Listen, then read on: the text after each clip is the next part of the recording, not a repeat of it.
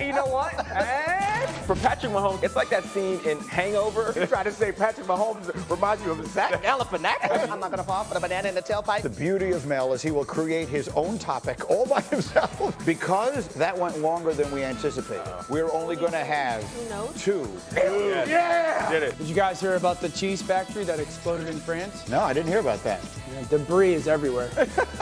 That was a good one. Captain America actor Anthony Mackie did that boy bad. Damn it, Mama, I made it. Did he mention anything about how impressed he is about Greenie and me doing that? Who did it better, Captain America or Shefty? I am Captain America!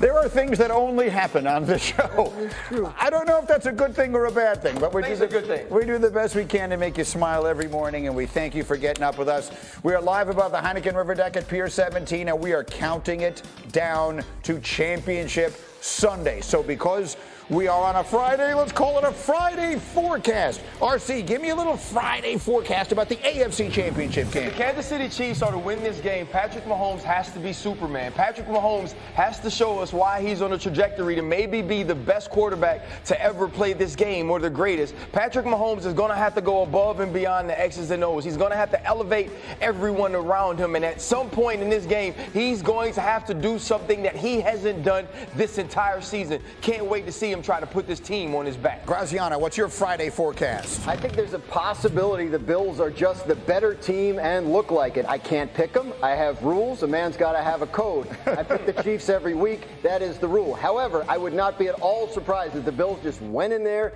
and won this game the way they did against the Ravens last week, against the Broncos the week before, the way they've been doing all year. All right, Bartholomew, let's go to the other game. Give me a Friday forecast for the Commanders. I think Jayden Daniels runs wild with his legs. I think he uses athleticism because guys are starting to respect his football acumen, his ability to beat you with his arm. So I think his legs is going to be exceptional. I think he's going to break a couple of big runs and go over 100 yards. Interesting one. Tannenbaum, how about the Eagles? Yeah, I think Saquon Barkley is going to be held to 125 yards or less because this game script, as we talked about, with Jalen Hurts' situation up in the air, Greenie, I think the Commanders are going to focus on Barkley. And despite him averaging 162 rushing yards per game in the playoffs, I think the Commanders do whatever it takes to slow down Barkley. The chair recognizes Ryan Clark. Bro, do you know how damn good you got to be for somebody to be like, they're going to hold you to 125 yards in the NFC Championship? That's right. But, I mean, that's where we are, right? That's how special Saquon Barkley has been this year, that if the Washington Commanders hold him to 125 yards, we may come in here on Monday and go, man, that Commanders defense really played well, didn't they? He's trying to become the first player ever to go for over 150 against one team 3 times in a single season. We'll see if he's able to do it. But the point that Tannenbaum was making, is, for those of you who aren't following all the news, is because of the situation involving Jalen Hurts, it might impact Saquon Barkley's availability or ability to take the game over. Dan, explain the situation with Jalen Hurts. Well, he has a knee injury and that he picked up in the game on Sunday against the Rams, and he was listed as a limited participant in Wednesday's practice, but a full participant in Thursday's practice, which means he took all the reps he would normally take in a Thursday practice. We don't know how he looked running the ball. We don't know if he ran the ball at all. We're probably not going to know till Sunday how he looks running the ball with that bad knee, but encouraging at least that he was a full participant in practice. And not all knee injuries are created the same. Okay. Right? We watched Phillip Rivers play in the AFC Championship with the torn ACL. Phillip Rivers could have played with no knees. Right? Jalen Hurts is someone that uses mobility as one of his greatest weapons. Kellen Moore uses Jalen Hurts' mobility as one of his biggest schematic positives. Yep. And so if you take that out of the game, it completely changes who Jalen Hurts is as a quarterback, but who this Philadelphia Eagles offense is as a whole. If I'm Joe Witt, the defense coordinator of the Commanders, I'm elated right now because what I'm thinking to myself is this makes this team so much more one-dimensional than they've been the entire season. And the one dimension they're probably going to be leaning on ain't their strongest dimension. And so for Kellen Moore, it's how do you create chunk plays? How do you create indecision in assignment football defensively, Bart? Because you know one thing about us, if we know where it's going, we're going to be hell on defense. So let's explain this, because I'm sure there are a lot of fans who are thinking, wait a minute, the quarterback has a knee injury. Usually that means maybe they have to lean more on the run game. In this particular case, they have to lean more on the passing game. Explain why the injury to Hurts could be a major problem for Saquon Barkley. Because it creates not as much space as it were before, because Saquon gets lanes. Saquon has over 1,000 yards without being touched. That's almost unheard of. He has 2 explosive runs last week without being touched. And it's because of the space that Jalen Hurts presents and creates for him, the same as Lamar Jackson, because you have to respect his ability to keep the ball and make you pay on the other side. Jalen Hurts last week had a 70-yard touchdown run. That's because of his legs. That's because it works both ways, because you get so focused on Saquon that you forget that he's a guy that can kill you as well. So now, with that being said, it makes them one-dimensional as a running team. It says, okay, one guy's running the ball, not 2. So now that allows me to say, hey, guys, flatten out on the backside. You don't have to respect the fact that the quarterback can keep it or pull it. And now that puts the game in the hands or the arm of Jalen Hurts, which isn't his strong suit, which that's what you would sign up for. Beat me left-handed. That's right. And one other factor to me is Marshawn Lattimore. Commanders picked him up in the middle of the season. We saw for a decade the battles he had with Mike Evans, a very, very physical corner. And I think at some point they're going to say risk reward. Hey, let's put him on A.J. Brown. We're seeing him here. I think he's a great corner when he's healthy.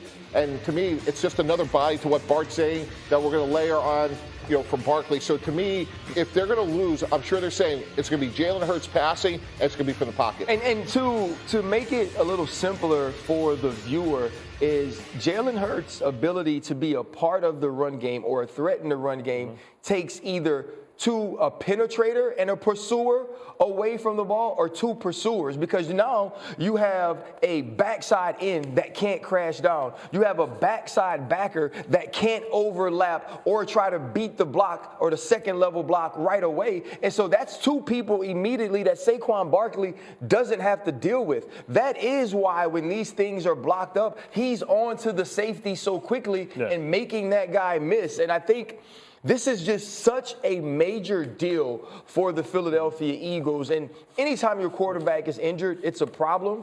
But Jalen Hurts being injured in this way would be, to me, like Patrick Mahomes or Joe Burrow injuring their right arm. So to explain to our audience what the defensive end and backside linebacker rules usually are is wind back, boot, reverse. With a mobile quarterback, is wind back, boot, reverse, quarterback. So now, like, this guy can say, forget the quarterback, now I can flatten out, and now that puts, allows you to set the edge from the backside. So sometimes what's fun about this is that football can become a game of chess played on grass by very strong men. So we've got that side of it, and we've X and O'd it all day. I want to play the Orlovsky soundbite, Cindy. Let me know if we can do that, because there's also the emotional component of all of this. And I said all along, if the Eagles wind up going to Detroit and losing a heartbreaker in the NFC Championship game, everyone would have to say, oh, they had a great year. Now they're playing at home against a rookie quarterback, team in their division. This is what Dan said would be the case if the Eagles don't win on Sunday. This would be a colossal failure if Philly doesn't win this football game. Colossal.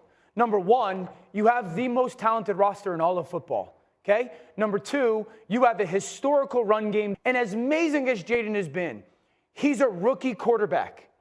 He's a rookie quarterback, and I understand it. He's a rookie quarterback. So this will be a colossal failure. Okay, is that fair? Would this be I mean, we use such big words. The word colossal, right? I mean, is it a failure if the Eagles lose this game? I think it would feel like a failure to them to lose this game to the second-place team in their own division at home, and to a rookie quarterback, never been a rookie quarterback, go to the Super Bowl. So, yes, I think if you're the Eagles and you lose this game, you feel like a significant missed opportunity. And so here's what I'm going to say about it, right? If you're the Eagles and somebody presents this to you before the season, abso-freaking-lutely.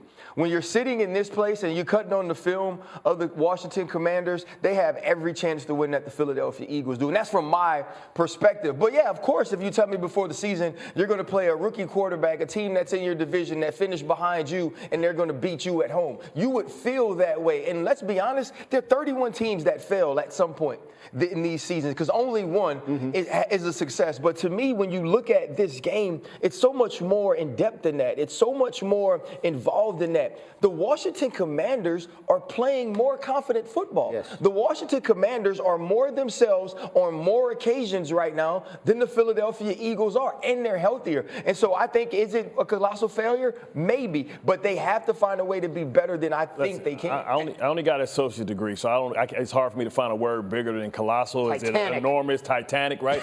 I think it will be all of that, because the reality is this is the worst that the Washington Commanders are ever going to be. Ooh. They're going to get guys that are free agents that want to go play with this young man. Yeah. They're going to be able to spend a lot of money in free agency. The Philadelphia Eagles will be tapped out in a minute after they have to pay some of their young talent. So if you say, hey, the field has done all the heavy lifting for us, right? They beat Detroit for us, right? So now I don't have to face a team that probably was our equal. San Francisco was down this year. Minnesota, Detroit took care of them for me. The field will never be as easy. The path will never be as easy to the Super Bowl as it is right now. We were the Eagles twice because of the Jets and because of the Baltimore Ravens, and we found a way. We won those games. The Philadelphia Eagles have to do the same thing. I see it differently, guys. Context is everything. To get to the Final Four is hard, and when you think about those three teams from the North, Minnesota, Detroit, and Green Bay, just to get to the Final Four is still a remarkable accomplishment.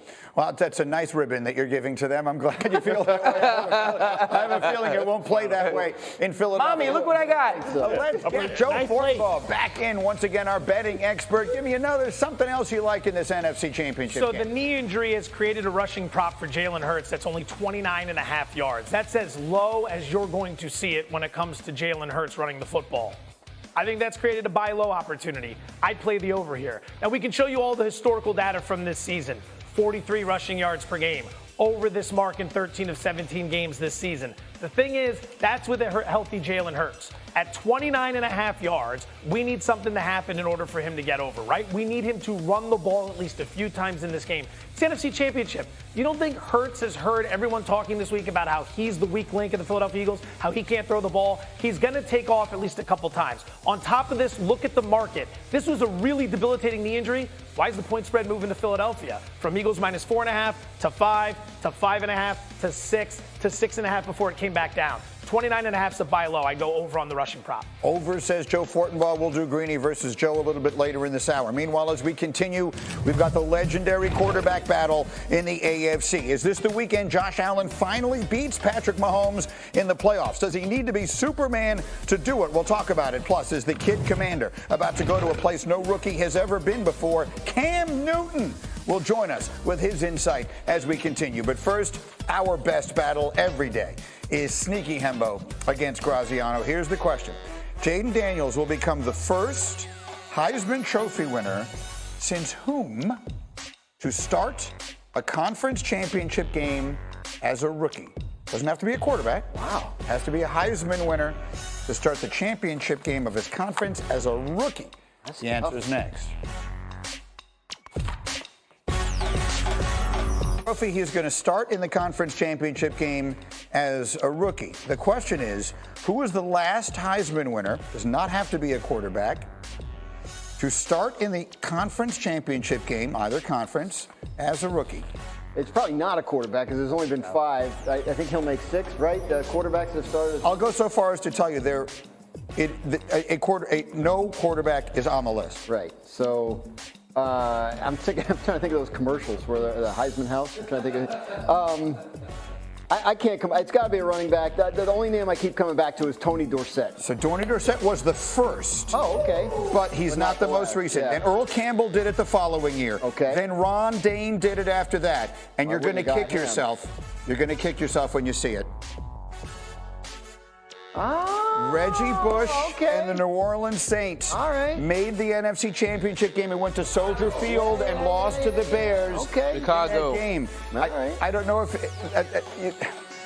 it's sort of a weird thing because they took his Heisman away. Right. No, but I remember that he won it. Yeah, absolutely. I think it counts. Okay, but they gave it back to him. That's a sneaky Hembo. That was a good question. That was a fair question. All right, Hembo actually gets a win. It doesn't happen often, so we'll see. He wins these things against Graziano about as often as somebody beats Patrick Mahomes in the AFC Championship game. Speaking of which, let's do X Factors for Championship Sunday. RC, let's talk about the Eagles. Give me a championship X Factor for Philadelphia. Mr. Inner Excellence himself, A.J. Brown, especially if Jalen Hurts is hobbled. He can go outside and win in one-on-one situations. situations. He has to come up with big catch and run. He has to make some big plays down the field. If you might lose the chunk aspect of your run game without Jalen Hurts, then A.J. Brown has to be able to produce some of those things in one-on-ones outside. And Tannenbaum, that plays perfectly into your X factor. Yeah, RC, I'm coming right back at you. You say A.J. Brown, I say Marshawn Lattimore. We just talked about it.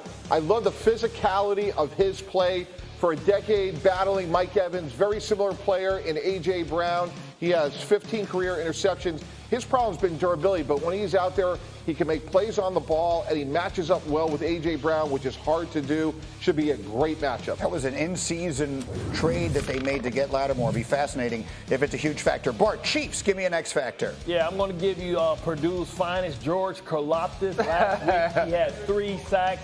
He's become he was always great at setting the edge in the run, but now he's added, a pass rushing to his repertoire. They're going to focus on Chris Jones, who's going to give him opportunities. When you get to the big man, you got to get him down, and he's big enough to do it. And Graziano, how about the other side? Buffalo, X factor. I'm going to go with Von Miller. They signed him in free agency after the last time they lost the AFC Championship game to the Chiefs, or maybe it was after that divisional loss to the Chiefs. Anyway, hasn't been a factor for Buffalo to the extent that they wanted him to. They eased him up in terms of his snap counts all year, so he would be healthy for the postseason. They feel like they can deploy him more in this game than they have been this year.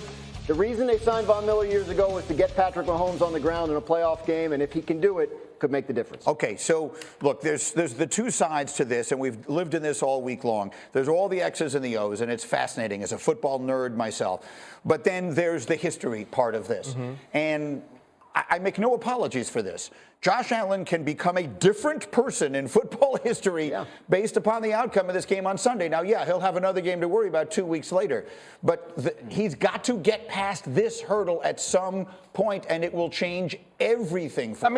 It will. It will to an extent, right? Because if he wins this game, what does it do for us? Does it put him where we think of Joe Burrow?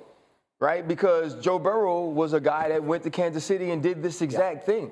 Josh Allen wants to finish the complete deal, and this gives him the opportunity to do so. I think we all understand how talented Josh Allen is. We all understand that he played at an MVP level this year. But winning this game gives him the thing he ultimately wants, is not to be mentioned on the same tier as Patrick Mahomes when it comes to talent, but the ability to lift your team and win the biggest game. Okay, so I'm going to make a statement right now, because this is what this reminds me of. And the control room is going to be all mad at me. We have no video ready for this. This literally just popped into my head, but what the heck.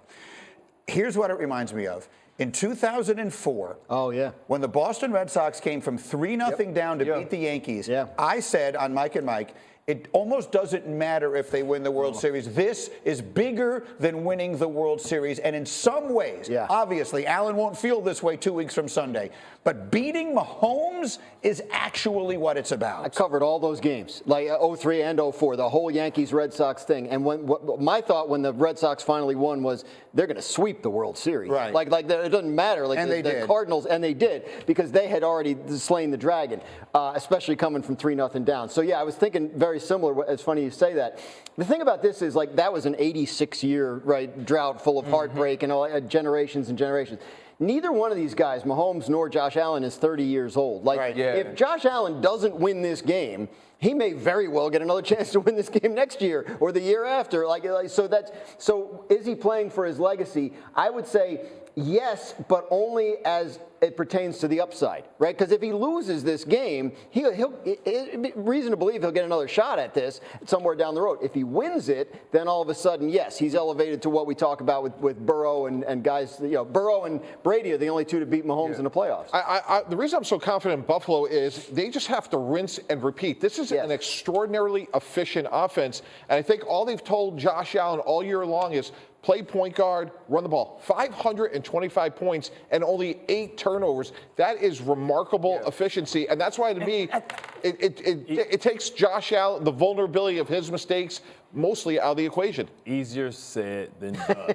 This is a different game and a different environment. And what happens is when you haven't beaten somebody when it matters the most, when things go bad, you go back to the history. And can you make sure I'm not worried about Josh Allen. I'm worried about the supporting cast coming up tight.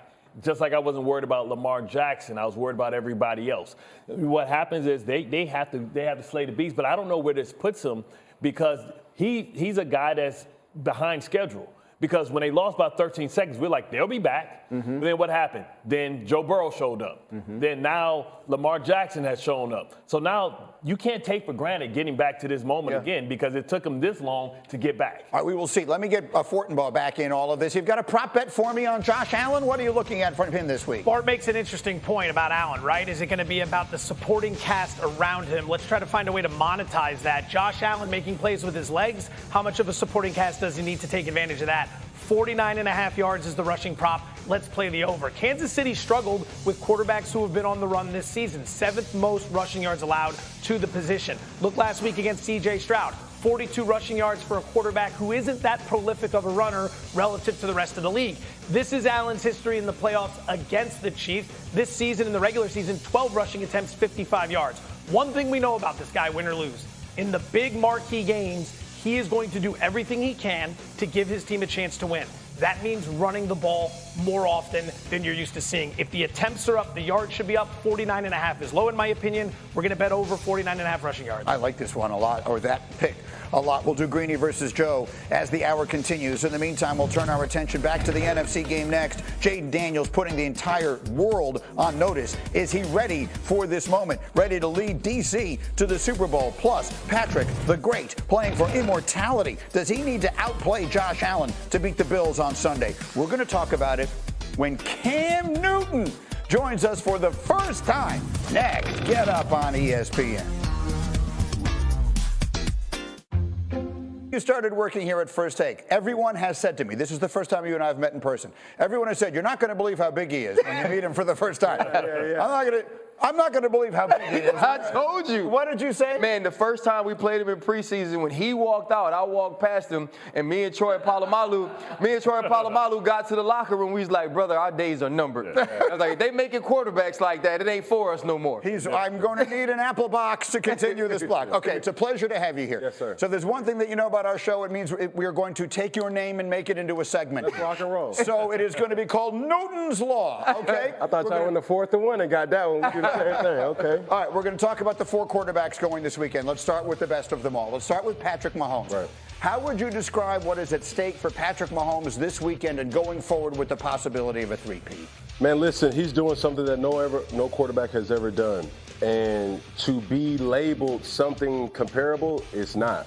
So he has the opportunity to walk into immortality, right? It's big. We always want to pay homage or homage to the Bradys and the Peytons and the guys who came before him, but this is something that we've never seen, and it's just got to call it what it is. And so let's talk about then the game he has to play in order to do it. The Chiefs have been doing it. We always say they just sort of major in winning. They do whatever it takes. Right. If this is a game that offense, we all know he can do it, but can that offense, if they need to score 34, 37 points to win this game, is that offense capable of doing it? The thing that a lot of people are not really highlighting is I'm really curious to see what version of Patrick Mahomes he picks to win. And it's all predicated of how to win. Each game is a new game that you have to win. So many times we think that, oh man, Patrick Mahomes has to go out and throw for 400. He does not. I call it like this. It's an oxymoron. The quarterback who throws for the most passing yards in this game will lose. Understand why. Okay, the name of the game is controlling the line of scrimmage. Also, Bart, you got a situation where in the past week, what's been the common denominator? He who protects the ball wins the game. Therefore, if you protect the ball, keeping it at around 200, 220, 250, that's a clean game. Going into that 300, 350, that means desperation is on the horizon. You agree with that part? Yeah, absolutely. That's what I'm talking about. Really, it's going to come down to the red zone and what exotic formation does Andy Reid have, and are the Buffalo Bills prepared to stop it when they see something they never seen before? Well, but to me, I think the difference is this. When you go back to that first game, Patrick Mahomes did commit the turnover. And in the end, when Josh Allen had to go above and beyond the X's and O's on 4th down, he did that, carrying tacklers into the end zone. And so I think Patrick Mahomes at some point in this game is going to have to lift his team up on his back. And no quarterback has done it throughout his tenure more than Patrick Mahomes has. Next question on Newton's Law. And for the record, my idea was Cam I am, but okay, I got voted down. Here we go. Here we go. Josh Allen. Yep. Finally getting a chance to slay the dragon. Yep. What is at stake for him on Sunday? Legacy. But can you beat Goliath? I think that's where I'm hearing you guys talk in the background and backstage, and I'm saying to myself, that's why we look at Burrow different. Yeah, it's not that Burrow has won an MVP. Mm-hmm. It's not that Burrow has won more games. We look at Burrow different because Burrow went into the trap and took over the trap. Yep. And now even lost in the Super Bowl, but we look at him different primarily. He beat Patrick Mahomes. And that's even more of a challenge in its own right. But this is the caveat about Josh Allen that I kind of sensed early for Lamar in the game. You don't got to do too much. Right. Mm-hmm. You do not have to do too much. Trying to make the play, we know that you have to have a good game. That's personally. But overarching, you have to play a clean game. Let the guys around you make a play. And to Bart's point, that may be a concern in this whole. To be clear, I mean, we used to say this about you. Does Cam Newton need to be Superman for his team to win this game? You're saying Josh Allen doesn't need to be Superman for his team to win this game? He does. Let's not get it confused. Okay. He does, but playing clean football supersedes being Superman. Yeah. Well, I tell you, Josh Allen's going to have a slow heartbeat, right? Can he stay composed? You know, because you can say whatever you want about beating somebody in the regular season. It's different, right? We beat each other in the regular season, but when it comes to the playoffs, your heart rate wakes up, everything moves faster, and it's about can you make the right play because everything speeds up. Can you slow it down, and can you keep your teammates involved? He has to find a way to not be a control freak, right? The ultimately talented people, the people like Cam Newton, they feel like they can fix everything. Yeah. Oh, we can't get a stop on defense? Watch what I go do. Oh, he's not catching the ball? I'll use my legs. Josh Allen can't get into that game. If somebody drops a pass, he has to go back to him. If the run game isn't working, he has to be comfortable with turning around and handing the ball off. But when it does get to those moments and they call his name, that's when he has to show up. The thing is, this year, they don't have to call on him to do that as much as they used to. Can I say something real quick, too? There's an iconic picture of Tom Brady on the sideline, and the thing that people see is he's mad. What if things go crazy early on? Mm-hmm. Does Josh Allen blow a fuse? Mm-hmm. If they find themselves down by 10, 14, 17 points in the first half, does he blow a fuse? Or does he say, man, I'm going to chip away at it? I'm going to chip away at it. And that's the caveat that differentiates the different types of players.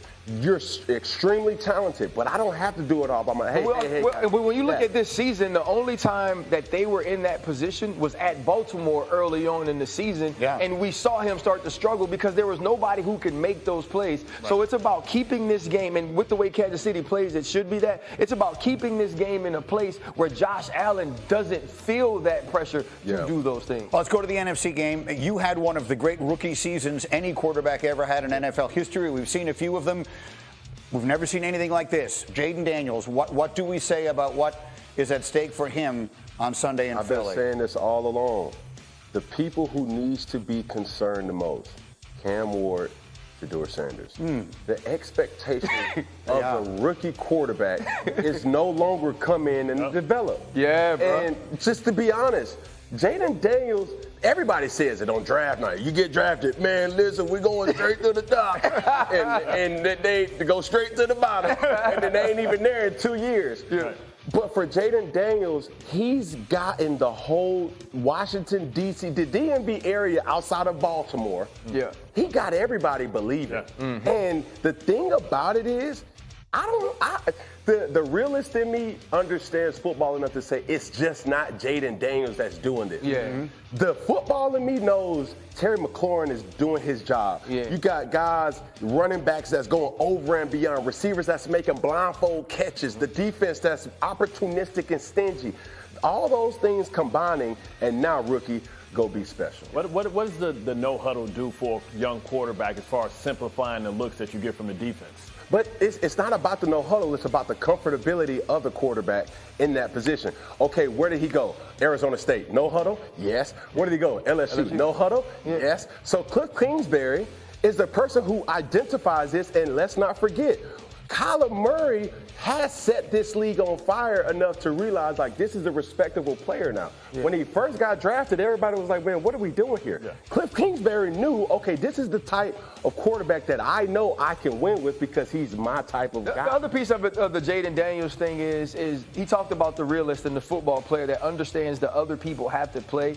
To me, it's the belief everybody has in Jayden Daniels. I talked to Zach Ertz and Austin Eckler before the season, and they just kept saying, the kid has it. You talk to Dan Quinn, the kid has it. Adam Peters, like, he might be the one. They were saying this in May, and the realist in us understands it too. You put a guy inside a stadium with NFL football players you don't know, but they believed it then, and you saw every single week they put more on him and more on him, and then one week we was like, oh hell, they can dump everything on his shoulders, and he's carried them. And so then let's get to the fourth quarterback here this weekend. Jalen Hurts, he's got the knee, full participant in practice yesterday. We really don't know what that means. What do you expect from him? What is on the line for Jalen on Sunday? Can he manage his ego? And I say that in a way where the Eagles are 4-0. I've seen the statistics. The Eagles are 4-0 when he throws for 155 yards or less. Correct. In the playoffs, that's correct. Right? Yep. His ego will get involved and be like, nah, I need to throw it. I want to throw it. I'm tired of being compared to just a piece of the puzzle and not the whole board, right? But he doesn't need to. You got a Saquon, you got an A.J. Brown, you got a Devontae. Like, all these different things come into play. Is like, I always tell my 707 kids, you don't have to do nothing special to be special. Play clean football, do what we're asking you to do, play within yourself, Jalen Hurts, and everything else will be. I'm looking at a linebacker and asking him a question. If you know Jalen Hurts has that knee going into this game, the first time you see him running with the ball in his hands, what are you doing? Well, first of all, we're going to have a meeting and say, hold him up. Like, you see, you don't try and do it yourself first. Hold him up and let everybody get a piece early on. Then you go at that leg. Listen, this is just the reality of it. If I know you have an injury, I'm going to attack the injury. I'm going to make sure that your quarterback, and say, hey, your quarterback coach and your coordinator is putting you at harm's risk. There isn't a time he runs the ball where I hit him higher than his thigh board. Not one time. Because every time he sees somebody go at that level for him, he's either going to slide, he's going to try to jump and get out of the way. You're going to change the way he moves based on the way that you approach him and attack him. I wouldn't stutter, break down, not one single time. He's going to have to show me that he's willing. Not all 15s are bad. Who do you think wins, Cam? Who's headed to New Orleans?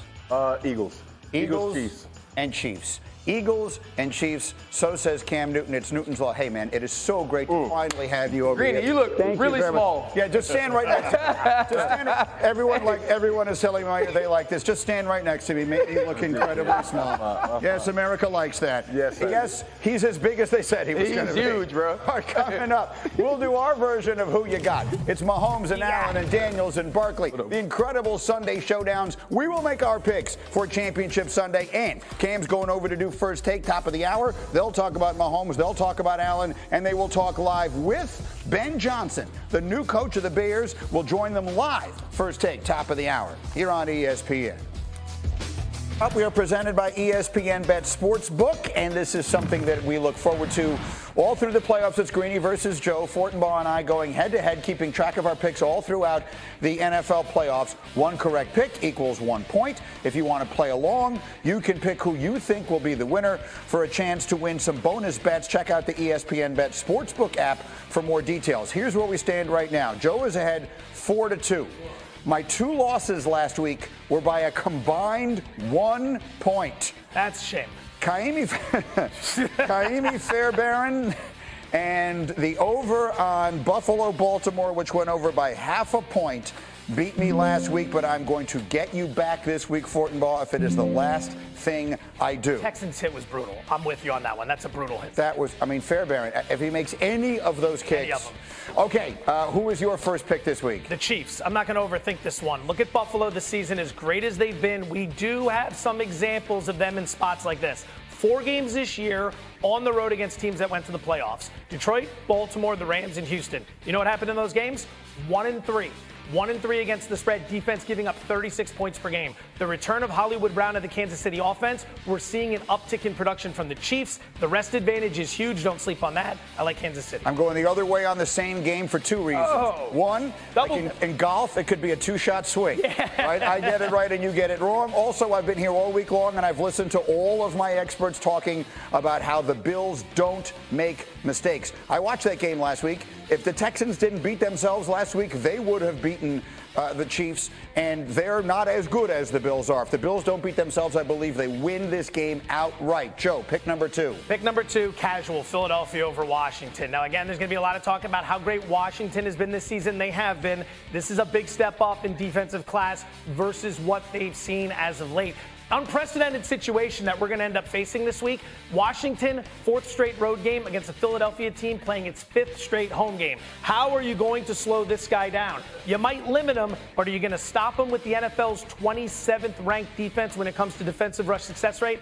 I don't trust it. I think the advantage for Philly with all the home games versus Washington with the road games is bigger than people realize. I'll take the Eagles. And for this exact reason, the screen that you have up right now, I'm taking the Saquon over on 124.5 rushing yards. We said it before. If they hold him to 125, we'll consider it an outstanding defensive effort. I think Saquon goes over. There was almost no number you could have given me here that I wasn't going to be willing to take the over on Saquon. The number is 124.5. I'm going over. One more pick. Joe. This one's a little bit different in terms of the number. It's 3.5. It's Xavier Worthy's rushing prop. 3.5. Now, truth be told, this one's going to be a fun sweat, right? We need 4 yards from Xavier Worthy. Here's the thing about Kansas City, all right? In the playoffs, they like to get the ball to their pass catchers on the ground. 20 of their last 21 playoff games have featured at least 1 rushing attempt to a wide receiver. In this case, it's going to be Worthy, who was the guy last week who's carried the ball over 20 times this year, averaging over 5 yards per carry. We need 1 carry. We need him to hit that season average, and we're going over. And again, if you have fun with this stuff like I do, that's going to be a fun sweat for 4 quarters. All right, I'm going to take the Josh Allen anytime touchdown. To be clear, for those who don't do this, a passing touchdown does not count. He needs to either rush for 1, which I believe he will do, or receive 1, which frankly we did see him do this season. So we know for certain that's not out of the question, but they're going to get, if they get the ball down on the 1 yard line, that's what they do. That's their touchdown.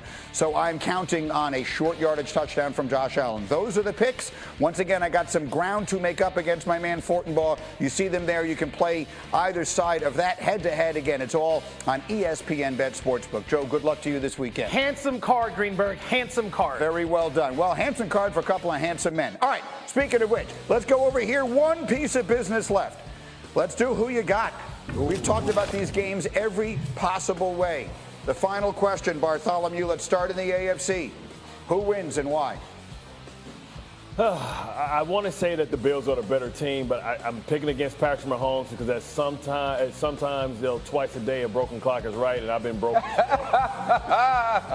Didn't really put all the picks up on the screen. I'm seeing a lot of Buffalo on this page here, and I'm not going to lie to you, that surprises me. RC, why? Well, the only reason I was going to pick the Kansas City Chiefs was because of Patrick Mahomes. Right. And I was like, listen, don't come on here, even though you don't have chest hair, don't come on here acting like Dan Orlovsky and being scared to do what the film tells you. And what the film tells me is that right now the Buffalo Bills are the better team. The Buffalo Bills are a bad matchup for the Kansas City Chiefs. And the Buffalo Bills have a quarterback in Josh Allen. If he does need to match how extraordinary Patrick Mahomes can be, we've seen him do that in the playoffs. I'm going Buffalo for a very fundamental reason. Their style of play is very repeatable. It's offensive efficiency. We've seen it all season long, and to me, nothing crazy has to happen. If these teams, the way they're playing right now, if they play 10 times, Buffalo wins 6 or 7 times. 6 or 7 times, but it's the AFC Championship. It's in Kansas City.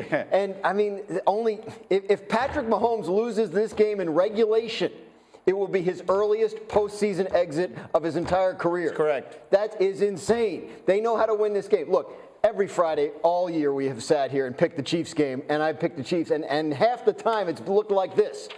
And they're 16-2. Through the NFC game, RC, starting with you, Commanders and Eagles, who you got? I'm going with the Washington Commanders, and I know that this may not be the popular pick, but I believe that Jalen Hurts' injury is important.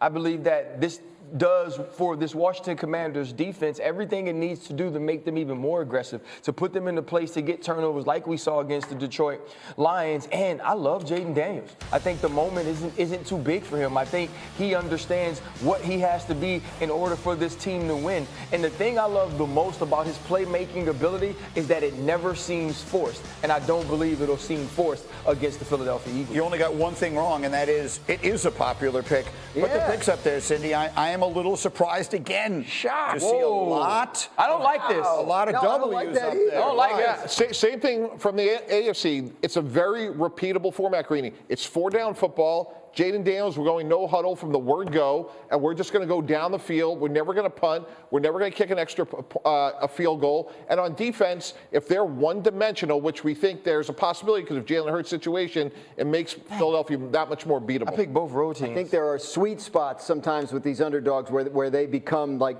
the way that Washington is going right now, the way that the Commanders feel about themselves right now. What was Dan Quinn's quote this week? We found our identity, but we haven't found our ceiling. Like that, they feel that way about themselves. Jayden Daniels is for real. They're healthier. I just feel like they're in position to win it. I've been part of taking 2 rookies to this game, a much better football team, but never have I taken a quarterback as good as this one. So I'm not confident by it, but ultimately the better team, man for man, is the Philadelphia Eagles. Agreed. And I would say that Vic Fangio, the third time seeing it, would be able to be prepared for the no huddle and have a plan in place. Listen, we call it lobster. You know what I mean? You want to go this no huddle stuff? Oh, my hand. Do you feel like, okay, so it's scuba. We call it the scuba. Take a dive.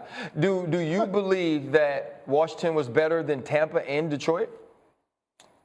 No. Yeah. Better going into the game? Always win. Detroit? Well, I thought because Detroit defense was so limited, I thought they'd be able to do it. We will see. Once again, he was You don't there sound with confident. Flacco. He was there Lobster! with Sanchez. Oh, my leg. Sorry Lobster for your no sounds huddle. pretty good right about now. All right, 2 of the top teams in the Western Conference square off on our next ESPN Hockey Night. Golden Knights and Stars. That's tonight, 7:30 Eastern on ESPN. Meanwhile, this morning, First Take comes up next. Does Mahomes need to outperform Allen to win on Sunday? And don't miss the new Bears head coach Ben Johnson live. First Take, Molly, Stephen A., RC, Cam Newton, and more. Top of the hour here on ESPN.